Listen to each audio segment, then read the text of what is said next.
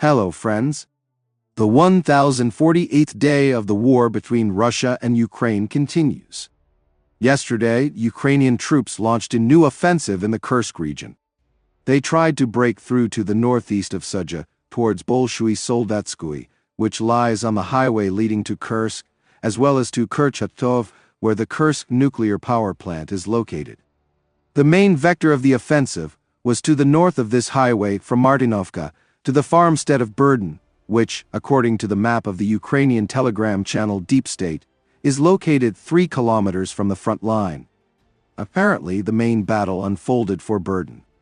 But at the moment, there is no information that Ukraine has taken it, and the Russian Ministry of Defense claims that all attacks on the village were repelled with heavy losses for the attackers. Russian military telegram channels also write about this, stating that yesterday some Ukrainian fighters managed to gain a foothold on the outskirts of the village, but today they were driven out of there. Ukraine has not confirmed this information and has not commented on the progress of the offensive.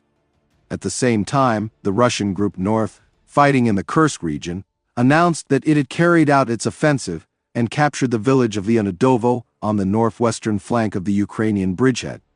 It also advanced south of Sudzha, entering Makhinovka and approaching the village of Kurilovka.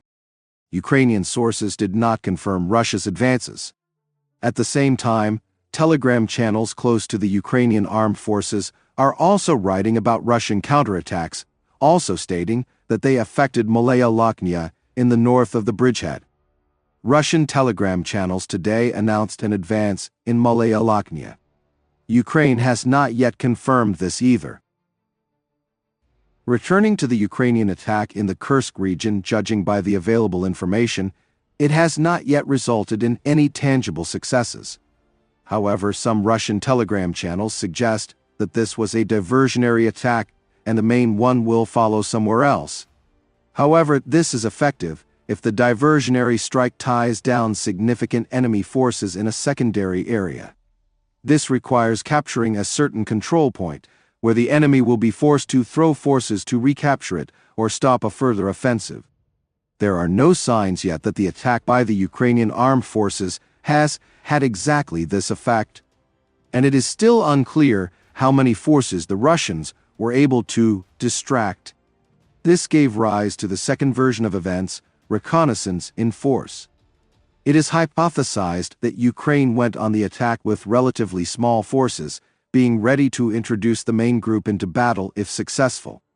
But so far, they have not managed to advance very far, which is indirectly evidenced by the reserved attitude towards the attack among Ukrainian commentators.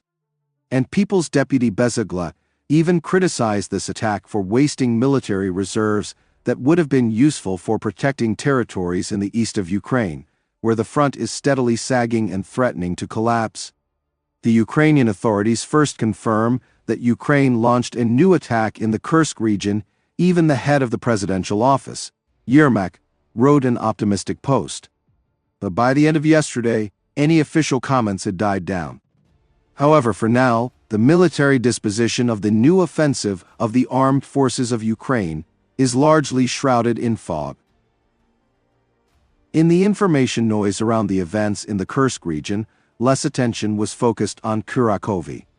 Although the city apparently is either completely lost to the armed forces of Ukraine or the Ukrainian defense there is living out its last days.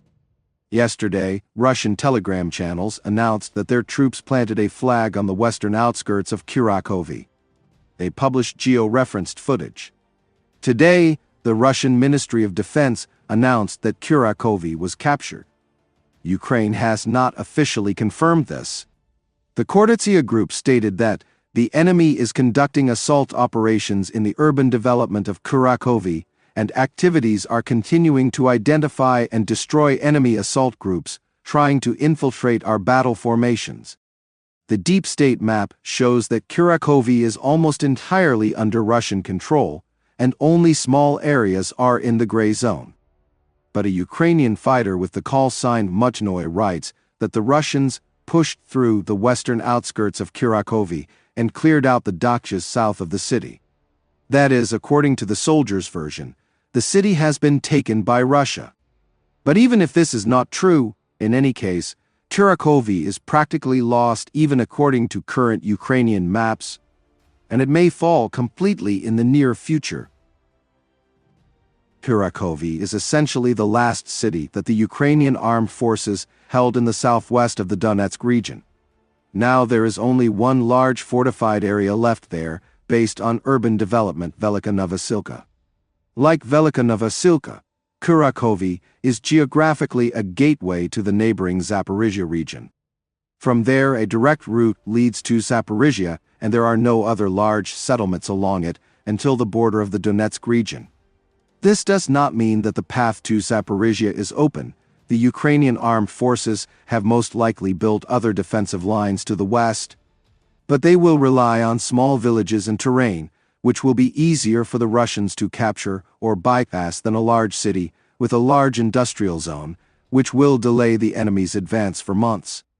Let me remind you that the battles for Kurakhove began in September and thus lasted about 4 months. The movement towards Zaporizhia is dangerous in itself because it will allow Russia to reach the rear of the Ukrainian armed forces' fortifications, which were built to repel attacks from the south. And even if fortifications have already been built to repel an attack from the east, it will be more problematic to hold them in the event of a simultaneous attack from the south. And also in the conditions of a decrease in the density of urban development, which in the Zaporizhia region is not the same as in the Donbass. However, there are still more than 40 kilometers from Kurakhove to the borders of the Donetsk region. And again, it is unclear whether Russia has enough reserves for such a throw. Although after Kurakhove, some Russian forces will be freed up, which can be sent to press Velika Novosilka or encircle Pokrovsk, on the approaches to which fierce battles are currently taking place. Friends, this channel exists solely thanks to your support. If you have the opportunity and desire to support the channel, I will be very grateful to you. I also want to ask you to leave comments. This helps promote the channel. Thank you very much and see you in the next video.